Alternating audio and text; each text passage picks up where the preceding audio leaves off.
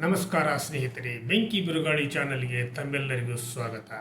ನಾನಿವತ್ತು ಮಾಡ್ತಿರ್ತಕ್ಕಂಥ ಸಂಚಿಕೆ ವಿದ್ಯಾರ್ಥಿನಿಯರಿಗೆ, ಅವರನ್ನು ಹೆತ್ತಂಥ ತಂದೆ ತಾಯಿಗಳಿಗೆ ಮಾಡ್ತಾ ಇರೋದು. ಇದಕ್ಕೆ ನೀವೆಲ್ಲರೂ ಕೂಡ ಪೂರ್ತಿಯಾಗಿ ನೋಡಿ, ಪ್ರತಿಯೊಬ್ಬರು ಕೂಡ ಪೂರ್ತಿಯಾಗಿ ನೋಡ್ರಿ. ಈ ಸಂಚಿಕೆಯಲ್ಲಿ ಬರ್ತಿರ್ತಕ್ಕಂಥ ವಿಷಯ ನಮಗೆ, ನಮ್ಮೆಲ್ಲರಿಗೂ, ನಮ್ಮ ಮಕ್ಕಳಿಗೆ ಇದು ಅನ್ವಯಿಸುವಂಥದ್ದು. ಯಾಕಂದರೆ ಇವತ್ತು ನಮ್ಮ ಮಕ್ಕಳು ಏನೇನೋ ಆಗಬೇಕು ಅನ್ನುವಂಥ ಆಶೆಗಳನ್ನು ಇಟ್ಕೊಂಡಿರ್ತಾರೆ. ನಮಗೂ ಕೂಡ ಏನೇನೋ ನಮ್ಮ ಮಕ್ಕಳು ಆಗಲಿ ಅನ್ನುವಂಥ ಒಂದು ಆಶಾಭಾವನೆ ಇರ್ತೈತಿ. ಅದನ್ನು ಈಡೇರಿಸ್ಕೊಳ್ಬೇಕಾದ್ರೆ ನಾವು ಏನು ಮಾಡಬೇಕು, ಆ ಒಂದು ತಪಸ್ಸಿನಲ್ಲಿ ನಾವು ಯಾವ ರೀತಿ ತೊಡಗಬೇಕು ಅನ್ನುವಂಥ ಒಂದು ಸಂದೇಶವನ್ನು ಕೂಡ ಈ ಸಂಚಿಕೆ ಮೂಲಕ ನಾನು ಸಾರ್ತಾ ಇದ್ದೇನೆ. ನಿಜಕ್ಕೂ ಕೂಡ ಇದು ಅಪರೂಪದ ಸಂಚಿಕೆ. ಹೀಗೆ ಇಂಥ ಸಂಚಿಕೆಯನ್ನು ಹೊರತರಲಿಕ್ಕೆ ಕಾರಣವೇನಂತಂದರೆ, ಇವತ್ತು ಸಮಾಜದಲ್ಲಿ ಪ್ರತಿಯೊಬ್ಬ ತಂದೆ ತಾಯಿಗಳು ಕೂಡ ತಮ್ಮ ಮಕ್ಕಳು ಇಂಜಿನಿಯರ್ ಆಗಬೇಕು, ಡಾಕ್ಟರ್ ಆಗಬೇಕು, ಪ್ರೊಫೆಸರ್ ಆಗಬೇಕು, ಅದಾಗಬೇಕು, ಇದಾಗಬೇಕು ಅನ್ನುವಂಥ ಏನೇನೋ ಕನಸುಗಳನ್ನು ಕಟ್ಕೊಂಡಿರ್ತಾರೆ. ಆದರೆ ಆ ಕನಸುಗಳನ್ನು ಕೆಲವೊಬ್ಬರು ಈಡೇರಿಸ್ಕೊಳ್ತಾರೆ, ಕೆಲವೊಬ್ಬರು ಅದರಲ್ಲಿ ವಿಫಲರಾದರೂ ಕೂಡ ಅವರು ತಮ್ಮದಾಯವಾದಂಥ ಒಂದು ಶಕ್ತಿ ಸಾಮರ್ಥ್ಯವನ್ನು ಪ್ರದರ್ಶನ ಮಾಡಲಿಕ್ಕೆ ಸಾಧ್ಯವಿದೆ ಇನ್ನೂ ಕೂಡ ಅನ್ನುವಂಥದ್ದನ್ನು ಕೂಡ ನಾವು ಈ ಸಂದರ್ಭದಲ್ಲಿ ಅರ್ಥ ಮಾಡಿಕೊಂಡ್ರೆ ನಾವು ಏನಾದರೂ ಕೂಡ ಸಾಧಿಸಬಲ್ಲೆವು ಅನ್ನುವಂಥ ಒಂದು ವಿಷಯವನ್ನು ಕೂಡ ನಾನು ಈ ಸಂದರ್ಭದಲ್ಲಿ ಪ್ರಸ್ತಾಪ ಮಾಡ್ತಾ ಇದ್ದೇನೆ. ಬನ್ನಿ ಸ್ನೇಹಿತರೆ, ನಿಜಕ್ಕೂ ಕೂಡ ಇದು ಅಪರೂಪ ಅನ್ನುವಂಥ ಒಂದು ಸಂಚಿಕೆ. ಈ ಸಂಚಿಕೆ ನಿಮ್ಮೆಲ್ಲರ ಬಾಳಿಗೂ ಕೂಡ ಬೆಳಕಾಗಲಿ. ನೀವೆಲ್ಲರೂ ಕೂಡ ಇದನ್ನು ಅನುಸರಿಸಿದರೆ ನಿಮ್ಮ ಜೀವನದಲ್ಲಿ ನೀವು ಎಂಥ ಉನ್ನತ ಹುದ್ದೆಗಳನ್ನಾದರೂ ಕೂಡ ಅಲಂಕರಿಸಬಹುದು, ದೇಶ ಸೇವೆಯಲ್ಲಿ ತೊಡಗಬಹುದು ಅನ್ನುವಂಥ ಒಂದು ಆಶಾಭಾವನೆ ನನ್ನದು. ಹಾಗಿರುವಾಗ ನಮ್ಮ ದೇಶದಲ್ಲಿಯೇ ಇರತಕ್ಕಂಥ, ನಮ್ಮ ಭಾರತದಲ್ಲಿಯೇ ಇರತಕ್ಕಂಥ ಉತ್ತರ ಪ್ರದೇಶದಲ್ಲಿ ಇರತಕ್ಕಂಥ ಒಂದು ಪುಟ್ಟ ಹಳ್ಳಿಯ ರೋಚಕ ಸಂಭ್ರಮದ ವಾತಾವರಣವನ್ನು ಈ ಸಂಚಿಕೆಯ ಮೂಲಕ ನಾನು ಬಿಚ್ಚಿ ಇಡಲಿಕ್ಕೆ ಬಯಸಿದ್ದೇನೆ. ಆ ಊರಿನ ಆ ಹಳ್ಳಿಯ ಒಂದು ಯಶೋಗಾದಿಯನ್ನು ಕೂಡ ನಾವೆಲ್ಲರೂ ಕೂಡ ಅಲ್ಲಿಗೆ ಹೋಗಿ ನೋಡೋಣ ಬನ್ನಿ. ಯಾಕಂದರೆ ಉತ್ತರ ಪ್ರದೇಶವೇನು ಬೇರೆ ದೇಶಗಳಲ್ಲಿ ಇಲ್ಲ, ಅದು ನಮ್ಮ ದೇಶದಲ್ಲಿಯೇ ಇದೆ. ಆ ಹಳ್ಳಿಯೂ ಕೂಡ ನಮ್ಮ ದೇಶದಲ್ಲಿಯೇ ಇದೆ. ಹಾಗೂ ಅಲ್ಲಿ ಇರ್ತಕ್ಕಂಥ ಪ್ರತಿಯೊಬ್ಬರೂ ಕೂಡ ನಮ್ಮ ಸಹೋದರಿಯರೇ. ಅವರ ಕುಟುಂಬದಲ್ಲಿ ನಡೀತಿರ್ತಕ್ಕಂಥ ಒಂದು ಉನ್ನತ ಘಟನೆಗಳು ಕೂಡ ನಮ್ಮ ನಡುವೆ ಇವತ್ತು ಜೀವಂತವಾಗಿವೆ. ಅವನ್ನು ಈಗಲೂ ಕೂಡ ನಾವು ಅಲ್ಲಿ ನೋಡಬಹುದು, ಕೇಳಬಹುದು, ಅವನ್ನು ನಾವು ಅನುಭವಿಸಬಹುದು, ಆಸ್ವಾದಿಸಬಹುದು ಅನ್ನುವಂಥ ಸಂಗತಿಯನ್ನು ಕೂಡ ನಾನು ನಿಮ್ಮೆಲ್ಲರಿಗೆ ಹೇಳಲಿಕ್ಕೆ ಹೆಮ್ಮೆ ಪಡ್ತೀನಿ. ಹೋಗೋಣ ಬನ್ನಿ, ನಾವು ಉತ್ತರ ಪ್ರದೇಶಕ್ಕೆ, ಆ ಪುಟ್ಟ ಹಳ್ಳಿ ಇರತಕ್ಕಂಥ ಜನತೆಯೊಂದಿಗೆ ನಾವು ಈಗ ಸಂಭ್ರಮಿಸೋಣ. ಅದು ಇರೋದು ಉತ್ತರ ಪ್ರದೇಶದ ಜಬಲ್ಪುರ್ ಜಿಲ್ಲೆಯ ಮಾಧೋಪಟ್ಟಿ ಅನ್ನುವಂಥ ಒಂದು ಚಿಕ್ಕ ಹಳ್ಳಿ. ಆ ಚಿಕ್ಕ ಹಳ್ಳಿಯಲ್ಲಿ ಕೇವಲ 75 ಮನೆಗಳನ್ನು ಹೊಂದಿರತಕ್ಕಂಥ ಈ ಪುಟ್ಟ ಹಳ್ಳಿಯಲ್ಲಿ 4,000 ಜನ ವಾಸ ಮಾಡ್ತಾ ಇದ್ದಾರೆ. ಆ 4,000 ಜನರಲ್ಲಿ ಎಷ್ಟು ಜನ IAS, IFS ಮತ್ತು IRS ಹಾಗೂ ವಿಶ್ವಸಂಸ್ಥೆಯಲ್ಲಿ ಸೇವೆ ಸಲ್ಲಿಸ್ತಿರಬಹುದು ಅಂತಂದರೆ, ಅದನ್ನು ಕೇಳಿದರೆ, ಅದನ್ನು ನಾವು ನೋಡಿದರೆ ನಿಜಕ್ಕೂ ಕೂಡ ನಮಗೆ ಹೀಗೂ ಆಗುತ್ತದೆಯೇ ಅನ್ನುವಂಥ ಪ್ರಶ್ನೆಗಳು ಕೂಡ ಏಳುವುದು ಸ್ವಾಭಾವಿಕ. ಹಾಗಾದಾಗ ಇದು ಸತ್ಯ. ಈ ಸತ್ಯವಾದ ಸಂಗತಿಯನ್ನು ಮಾತ್ರ ನಾನು ಬೆಂಕಿ ಬಿರುಗಾಳಿ ಚಾನಲ್ನ ಮೂಲಕ ಪ್ರಸ್ತುತ ಪಡಿಸ್ತಾ ಇರ್ತೀನಿ. ಅದು ತಮ್ಮೆಲ್ಲರಿಗೂ ಕೂಡ ಗೊತ್ತಿರತಕ್ಕಂಥದ್ದು. ಹಾಗಿದ್ರೆ ಆ ಒಂದು ಪುಟ್ಟ ಹಳ್ಳಿಗೆ ಹೋಗೋಣ. ಆ ಪುಟ್ಟ ಹಳ್ಳಿ ನಿಜಕ್ಕೂ ಕೂಡ ಕೃಷಿಕರನ್ನೇ ಅವಲಂಬಿಸಿರ್ತಕ್ಕಂಥದ್ದು. ಪ್ರತಿಯೊಬ್ಬ ಕೃಷಿಕರು ಕೂಡ ಅಲ್ಲಿ ವ್ಯವಸಾಯವನ್ನೇ ಮಾಡ್ತಾ ಇರ್ತಕ್ಕಂಥ ಒಂದು ಹಳ್ಳಿ. ಆ ಹಳ್ಳಿಯಲ್ಲಿ ಜೋಳ, ಮುಸುಕಿನ ಜೋಳ ಅಂದರೆ ಗೊಂಜಾಳ, ಆಮೇಲೆ ಆಲೂಗಡ್ಡೆ, ಹೀಗೆ ಕಬ್ಬು, ಇವು ಎಲ್ಲವುಗಳನ್ನು ಬೆಳೆದು ತಮ್ಮ ಜೀವನದ ನೌಕೆಯನ್ನು ಹೊತ್ತಿರ್ತಕ್ಕಂಥವ್ರು. ಅಂಥ ಸಂದರ್ಭದಲ್ಲಿ ಅವರು ತಮ್ಮ ಮಕ್ಕಳನ್ನು ಯಾವುದೇ ಪರಿಸ್ಥಿತಿಯಿಂದಲಾದರೂ ಕೂಡ ನಾವು ಭಾರತೀಯ ಸಿವಿಲ್ ಸರ್ವಿಸ್ ಪರೀಕ್ಷೆಗಳಿಗೇ ತಯಾರು ಮಾಡಬೇಕು ಅನ್ನುವಂಥ ಒಂದು ಕಠಿಣವಾದಂಥ ನಿಲುವನ್ನು ಕೂಡ ಹೊಂದಿರತಕ್ಕಂಥ ದಿಟ್ಟ ಧೀರರು ಅವರು. ಅಂಥ ಧೀರರ ಒಂದು ವಿಚಾರವನ್ನು ಕೂಡ ನಾವು ಇವತ್ತು ನೋಡೋಣ. ಹಾಗಿದ್ರೆ ಆ ಒಂದು ಪುಟ್ಟ ಹಳ್ಳಿಯಲ್ಲಿ ಇಂಥ ವಾತಾವರಣ ನಿರ್ಮಾಣವಾಗಲಿಕ್ಕೆ 50ರಿಂದ 60 ಜನ IAS, IFS ಮತ್ತು IRS ಸೇವೆಗಳಲ್ಲಿ ಸೇವೆ ಸಲ್ಲಿಸ್ತಿರಲಿಕ್ಕೆ ಕಾರಣವೇನು? ಹಾಗೂ ಆ ಒಂದು ಪರಿಸರ, ಆ ಒಂದು ವಾತಾವರಣ ಅಲ್ಲಿ ಯಾವಾಗಿನಿಂದ ಪ್ರಾರಂಭವಾಯಿತು? ಆ ಒಂದು ಪರಿಸರದಲ್ಲಿ ಆಗ್ತಿರ್ತಕ್ಕಂಥ ಸಿವಿಲ್ ಸರ್ವಿಸ್ ಪರೀಕ್ಷೆಯನ್ನು ಪಾಸ್ ಮಾಡಿ ಉನ್ನತ ಹುದ್ದೆಗಳಲ್ಲಿ ಇರತಕ್ಕಂಥವರು ಯಾವ ರೀತಿ ಆ ಒಂದು ಪುಟ್ಟ ಹಳ್ಳಿಯ ಯುವ ಜನಾಂಗಕ್ಕೆ ಮಾರ್ಗದರ್ಶಕನ ಮಾಡ್ತಾ ಇದ್ದಾರೆ ಅನ್ನೋದನ್ನು ಕೂಡ ನೋಡೋಣ. ಆ ಒಂದು ಪುಟ್ಟ ಹಳ್ಳಿಯಲ್ಲಿ ಇರ್ತಕ್ಕಂಥ 50-60 ಜನ ಇವತ್ತು ಭಾರತೀಯ ಸಿವಿಲ್ ಸರ್ವಿಸ್ ಸೇವೆಗಳಿಗೆ ತಮ್ಮನ್ನು ತಾವು ಅರ್ಪಿಸಿಕೊಂಡಿದ್ದಾರೆ, ಸೇವೆ ಸಲ್ಲಿಸ್ತಾ ಇದ್ದಾರೆ. ಅವರು ಕೂಡ ತಮ್ಮ ಒಂದು ಬಿಡುವಿನ ವೇಳೆಯಲ್ಲಿ ಅಂದರೆ ವರ್ಷಕ್ಕೆ 3-4 ಸಲ ತಮ್ಮ ಹಳ್ಳಿಗೆ ಬರ್ತಾರೆ. ಬಂದು ಅಲ್ಲಿ IAS, IFS ಮತ್ತು IRS ತರಬೇತಿಯನ್ನು ಪಡೀತಿರ್ತಕ್ಕಂಥವ್ರು, ಆ ಒಂದು ಹುದ್ದೆಯ ಕನಸನ್ನು ಕಾಣ್ತಿರ್ತಕ್ಕಂಥ ವಿದ್ಯಾರ್ಥಿನಿಯರಿಗೆ, ಯುವ ಜನಾಂಗಕ್ಕೆ ಅವರು ತರಬೇತಿಯನ್ನು ಕೂಡ ನೀಡ್ತಾರೆ. ಆ ತರಬೇತಿ ನೀಡಲಿಕ್ಕೆ ಕಾರಣವೇನೆಂದರೆ ಆ ಹಳ್ಳಿಯಲ್ಲಿ ಯಾವುದೇ ಒಂದು ವ್ಯವಸ್ಥಿತವಾದ ಏನೂ ಇಲ್ಲ. ಯಾಕಂದ್ರೆ ಅಲ್ಲಿ ಸಾರಿಗೆ ಸಂಪರ್ಕವಿಲ್ಲ, ಆಮೇಲೆ ಬಸ್ಸಿನ ವ್ಯವಸ್ಥೆ ಇಲ್ಲ, ಇಂಟರ್ನೆಟ್ ಇಲ್ಲ, ಏನೂ ಕೂಡ ಅಲ್ಲಿ ಇಲ್ಲ. ಅಂಥ ಒಂದು ಪುಟ್ಟ ಹಳ್ಳಿಯಲ್ಲಿ 50-60 ಜನ ಇವತ್ತು ಭಾರತೀಯ ಸಿವಿಲ್ ಸರ್ವಿಸ್ ಸೇವೆಗಳಲ್ಲಿ ತೊಡಗಿಕೊಂಡಿದ್ದಾರೆ, ಇನ್ನೂ ಕೂಡ ತೊಡಗುತ್ತಾ ಇದ್ದಾರೆ ಅಂತ ಕೇಳಿದರೆ ನಿಜಕ್ಕೂ ಕೂಡ ಎಂಥವರಿಗಾದರೂ ಕೂಡ ರೋಮಾಂಚನವಾಗುವುದರಲ್ಲಿ ಸಂದೇಹವಿಲ್ಲ.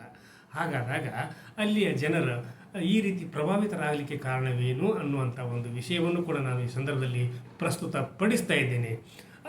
ಉತ್ತರ ಪ್ರದೇಶದಲ್ಲಿ 1917ರಲ್ಲಿ ಠಾಕೂರ್ ಭಗವತಿ ಭೀಮ್ ಸಿಂಗ್ ಹಾಗೂ ಅವರ ಪತ್ನಿ ಶರಾವತಿ ಸಿಂಗ್ ಅವರು ತಮ್ಮ ಗ್ರಾಮದ, ತಮ್ಮ ಊರಿನ ಪ್ರತಿಯೊಬ್ಬರು ಕೂಡ ದೇಶದ ಉನ್ನತ ಹುದ್ದೆಗಳಿಗೆ ಸೇರುವಂತಾಗಲಿ, ನಮ್ಮ ಹಳ್ಳಿಯನ್ನು ದೇಶದಲ್ಲಿಯೇ ಒಂದು ಮಾದರಿ ಹಳ್ಳಿಯನ್ನಾಗಿ ರೂಪಿಸಲು ಪ್ರೇರಣೆ ಶಿಕ್ಷಣದಿಂದ ಮಾತ್ರ ಸಾಧ್ಯ ಅನ್ನುವಂಥ ಒಂದು ತಪಸ್ಸಿನಿಂದ ಅವರು ಅಲ್ಲಿ ಇರ್ತಕ್ಕಂಥ ಪ್ರತಿಯೊಬ್ಬರಿಗೂ ಕೂಡ ಒಂದು ಕ್ರಾಂತಿಯನ್ನೇ ಮಾಡಿದರು. ಶಿಕ್ಷಣದ ಕ್ರಾಂತಿ, ಅದು ಶೈಕ್ಷಣಿಕ ಕ್ರಾಂತಿ.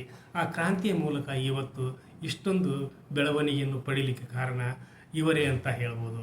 ಆಮೇಲೆ 1950ರಲ್ಲಿ ಪರೀಕ್ಷೆಗಳನ್ನು ಕೂಡ ಅಲ್ಲಿಯ ಯುವತಿಯರು ಕೂಡ ಬರೆದು ಅಲ್ಲಿ ಉನ್ನತ ಹುದ್ದೆಗಳನ್ನು ಕೂಡ ಅಲಂಕರಿಸಲಿಕ್ಕೆ ಪ್ರಾರಂಭ ಮಾಡಿದರು. ಸ್ವಾತಂತ್ರ್ಯ ಪೂರ್ವದಲ್ಲಿ ಈ ಹಳ್ಳಿಯ ಒಬ್ಬ ವ್ಯಕ್ತಿ ICS ಪರೀಕ್ಷೆಯನ್ನು ಕೂಡ ಪಾಸು ಮಾಡಿದ ಇತಿಹಾಸವಿದೆ. ಅಂಥ ಬ್ರಿಟಿಷರ ಕಾಲದಲ್ಲಿ ಭಾರತೀಯರಿಗೆ ಇಂಥ ಉನ್ನತ ಹುದ್ದೆಗಳನ್ನು ಅಲಂಕರಿಸುವಂಥ ಸೌಭಾಗ್ಯ ಇರಲಿಲ್ಲ. ಅವರು ಅದನ್ನು ನಿರಾಕರಿಸಿದರು. ಅಂಥ ಸಮಯದಲ್ಲಿ ಇಂಥ ಒಂದು ಸಿವಿಲ್ ಸರ್ವಿಸ್ ಪರೀಕ್ಷೆಯನ್ನು ಪಾಸು ಮಾಡಿ ಆ ಒಂದು ಹುದ್ದೆಗೆ ತನ್ನನ್ನು ತಾನು ಸಮರ್ಥ ಅನ್ನುವಂಥದ್ದನ್ನು ಸಾಬೀತುಪಡಿಸಿರ್ತಕ್ಕಂಥ ಮೊಹಮ್ಮದ್ ಮುಸ್ತಫಾ ಹುಸೇನ್ ಅನ್ನುವರು ಆವಾಗಲೇ ಅದನ್ನು ಪಾಸ್ ಮಾಡಿದರು. ಅಂಥ ಸಂದರ್ಭದಲ್ಲಿ ಪಾಸ್ ಮಾಡಿರ್ತಕ್ಕಂಥ ಮೊಹಮ್ಮದ್ ಮುಸ್ತಫಾ ಹುಸೇನ್ ಅವರನ್ನು ಕೂಡ ನಾನು ಈ ಸಂದರ್ಭದಲ್ಲಿ ನೆನೀಲಿಕ್ಕೆ ಬೇಕು. ಆಮೇಲೆ ಒಂದೇ ಕುಟುಂಬದಲ್ಲಿ 4 ಜನ ಸಹೋದರರು ಕೂಡ ಇವತ್ತು IAS ಪರೀಕ್ಷೆ ಪಾಸು ಮಾಡಿ ದೇಶದ ಉನ್ನತ ಹುದ್ದೆಯಲ್ಲಿ ತಮ್ಮನ್ನು ತಾವು ತೊಡಗಿಸಿಕೊಂಡಿದ್ದಾರೆ. ದೇಶ ಸೇವೆಯನ್ನು ಕೂಡ ಮಾಡ್ತಾ ಇದ್ದಾರೆ. ಅವರನ್ನು ಕೂಡ ಇವತ್ತು ನಾವು ಹೆಸರುಗಳನ್ನು ಕೂಡ ಈಗ ನಾನು ತಮಗೆ ಹೇಳಲಿಕ್ಕೆ ಬಯಸಿದ್ದೀನಿ. ಮೊದಲನೇದಾಗಿ ಅಜಯ್ ಠಾಕೂರ್ ಸಿಂಗ್, ಅನಿಲ್ ಠಾಕೂರ್ ಸಿಂಗ್, ಆಮೇಲೆ ಅರವಿಂದ್ ಠಾಕೂರ್ ಸಿಂಗ್ ಹಾಗೂ ಶಶಿಕಾಂತ್ ಠಾಕೂರ್ ಸಿಂಗ್. ಈ 4 ಜನ ಸಹೋದರರು ಕೂಡ ಒಂದೇ ಕುಟುಂಬದ ಸಹೋದರರು, ಒಂದೇ ತಾಯಿಯ ಮಕ್ಕಳು. ಹಾಗಿರುವಾಗ ಇಂಥ ಒಂದು ಉನ್ನತ ಹುದ್ದೆಗಳಿಗೆ ಇವರೆಲ್ಲರೂ ಕೂಡ ಏರ್ತಾ ಇದ್ದಾರಲ್ಲ, ಅದಕ್ಕೆ ಕಾರಣವೇನಂತಂದರೆ ಅಲ್ಲಿಯ ತಂದೆ ತಾಯಿಗಳ ಹಾಗೂ ಅಲ್ಲಿ ಅವರ ಮಕ್ಕಳ ಒಂದು ಪರಿಶ್ರಮ, ಅವರ ಒಂದು ತಪಸ್ಸು. ಆ ತಪಸ್ಸಿನ ಫಲದಿಂದ ಇವತ್ತು ಅವರು ಕಠಿಣವಾದಂಥ ಯಾವುದೇ ಕಠಿಣವಾಗಿರ್ತಕ್ಕಂಥ ಪರೀಕ್ಷೆಯನ್ನು ಕೂಡ ಎದುರಿಸಿ ನಾವು ಸಕ್ಸಸ್ ಆಗಲಿಕ್ಕೆ ಸಾಧ್ಯ ಅನ್ನೋದನ್ನು ತೋರ್ಪಡಿಸ್ತಾ ಇದ್ದಾರೆ ಕೂಡ. ಅಂಥ ಒಂದು ಮನೋಭಿಲಾಷೆ ಪ್ರತಿಯೊಬ್ಬರಲ್ಲೂ ಕೂಡ ಬರಬೇಕು. ಅಂದಾಗ ಮಾತ್ರ ಇಂಥ ಒಂದು ಕಠಿಣ ಪರೀಕ್ಷೆಗಳನ್ನು ಪಾಸ್ ಮಾಡಲಿಕ್ಕೆ ಸಾಧ್ಯ. ಅಂಥ ಕುಗ್ರಾಮದಲ್ಲಿನೇ 50-60 ಜನ ಈಗ IAS, IFS ಮತ್ತು IPS, IRS ಸರ್ವಿಸ್ಗಳಲ್ಲಿ ಸೇವೆ ಸಲ್ಲಿಸ್ತಾ ಇದ್ದಾರೆ ಅಂತಂದರೆ ನಮ್ಮ ಕರ್ನಾಟಕದ ವಿದ್ಯಾರ್ಥಿನಿಯರಿಗೆ, ಯುವ ಜನಾಂಗಕ್ಕೆ ಏನಾಗಿದೆ, ಯಾಕೆ ನಾವು ಮುಂದೆ ಬರಬಾರ್ದು ಅನ್ನುವಂಥ ಪ್ರಶ್ನೆಯನ್ನು ಕೂಡ ನಾವು ಹಾಕಿಕೊಳ್ಬೇಕು. ತಂದೆ ತಾಯಿಗಳು ಕೂಡ ಹಾಕಿಕೊಳ್ಬೇಕು.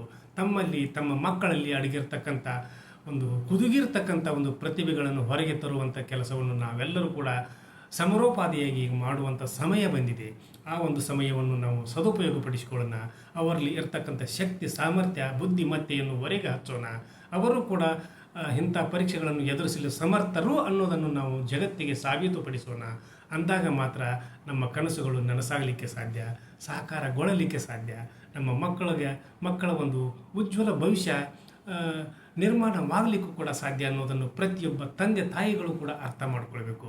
ಯಾಕಂದರೆ ನಮ್ಮ ಮಗ ಡಾಕ್ಟರ್ ಆಗಬೇಕು, ಇಂಜಿನಿಯರ್ ಆಗಬೇಕು, ಪ್ರೊಫೆಸರ್ ಆಗಬೇಕು, ಅದಾಗಬೇಕು ಇದಾಗಬೇಕು ಅಂತಂದರೆ ಇರಲಿ, ಅದು ಕೂಡ ಆಗಲಿ. ಯಾಕಂದರೆ ಅದಕ್ಕಿಂತಲೂ ಹೆಚ್ಚಿನ ಒಂದು ಉನ್ನತ ಹುದ್ದೆಗಳು ಕೂಡ ಇವೆ. ಅವು ನಮ್ಮ ನಡುವೆ ಇವೆ, ನಮ್ಮ ಶಕ್ತಿ ಸಾಮರ್ಥ್ಯದಲ್ಲಿ ಅಡಗಿವೆ ಅನ್ನೋದನ್ನು ಕೂಡ ನಾವು ಅರ್ಥ ಮಾಡ್ಕೊಳ್ಬೇಕು. ಇವತ್ತಿನಿಂದಲೇ ತಪಸ್ಸು ಮಾಡಬೇಕು. ಪ್ರತಿಯೊಬ್ಬರು ಕೂಡ ತಪಸ್ಸು ಮಾಡಬೇಕು. ಪ್ರತಿ ಯುವ ಜನಾಂಗ, ಪ್ರತಿ ವಿದ್ಯಾರ್ಥಿನಿಯರು ಕೂಡ ಈ ಒಂದು ತಪಸ್ಸನ್ನು ಮಾಡಬೇಕು. ನಾವು ಏನಾದರೂ ಆಗಲಿಕ್ಕೆ ಸಾಧ್ಯ ಅಂತಂದರೆ ಅದು IAS, IPS ಮತ್ತು IRS.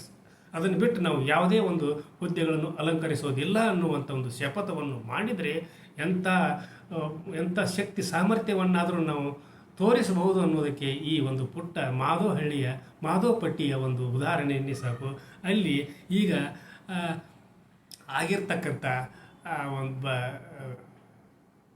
ಯಶೋಗಾಥೆಯನ್ನು ಹೊಂದಿರತಕ್ಕಂಥವರೇ ನಮಗೆ ಸಾಕ್ಷಿ ಅಂದಾಗ, ತಂದೆ ತಾಯಿಗಳು ಯಾವತ್ತೂ ಕೂಡ ನಿಮ್ಮ ಮಕ್ಕಳಿಗೆ ನೀವು ಯಾವತ್ತೂ ಕೂಡ ನೀವು ಇದನ್ನು ಮಾಡಿರಿ, ನೀವು ಆ ಹುದ್ದೆಗೆ ಹೋಗ್ರಿ, ಈ ಹುದ್ದೆಗೆ ಹೋಗ್ರಿ ಅನ್ನುವಂಥ ಹೇಳಿಕೆಯನ್ನು ಹೇಳಲೇಬೇಡ್ರಿ. ನೀವೆಲ್ಲರೂ ಕೂಡ ಇವತ್ತಿನಿಂದನೇ ನೀವು ಮನಸ್ಸಿನಲ್ಲಿ ದೃಢ ಸಂಕಲ್ಪ ಮಾಡ್ಕೋಬೇಕು. ನಮ್ಮ ಮಕ್ಕಳು IASನೇ ಮಾಡಬೇಕು, IPSನೇ ಮಾಡಬೇಕು, IRSನೇ ಮಾಡಬೇಕು ಅನ್ನುವಂಥ ಒಂದು ಸಂಕಲ್ಪವನ್ನು ಮಾಡಿಕೊಂಡು ಆ ನಿಟ್ಟಿನಲ್ಲಿ ನಿಮ್ಮ ಮಕ್ಕಳನ್ನು ನೀವು ತರಬೇತಿಗೊಳಿಸಿದರೆ ಸಾಧ್ಯ. ತರಬೇತಿ ನೀಡಲಿಕ್ಕೆ ನಮ್ಮ ಕರ್ನಾಟಕದ ದೊಡ್ಡ ದೊಡ್ಡ ನಗರಗಳಲ್ಲಿ ಸಾಕಷ್ಟು ತರಬೇತಿ ಕೇಂದ್ರಗಳಿವೆ.